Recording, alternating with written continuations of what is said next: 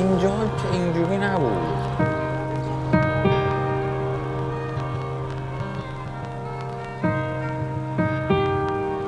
I clearly remember the day I heard a track that tore the space-time continuum of my preteen universe.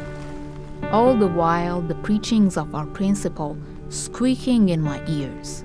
خیانت است به جوانهای ما. این موسیقی را حذفش بکنید به کلی. معضلات موزیک بازی تو اون دوره از چند جنبه بود. یکی همین که خود موزیک گوش دادن اینو برای کار خلاف شهر بودی و قدغن بود.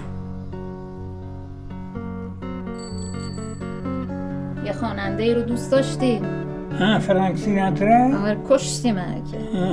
فرانک سیناترا. میخوام بگم یعنی اون فرهنگ غربم یه جوری درست یا غلط داشت تو ما رسوخ میکرد. مثبت یا غلط بود کاری ندارم. خوراکشون هم پیدا کردن نوار و سی دی و اینا بود که اصلا سی دی اینا رو میگرفتن قشنگ سی دی و اینا رو با کلید خط مینداختن تحویلت میدادن.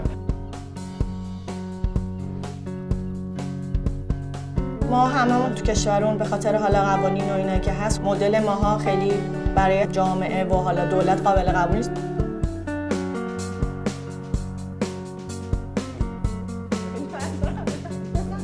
این یک شهر فانتزی، دنیای فانتزی که برای خود میسازی تا اونجا زندگی کنی و بمیری. چون تو وسواسات، طرز فکرت یه چیز دیگه است که اصلا با این دنیای کاملا متفاوته.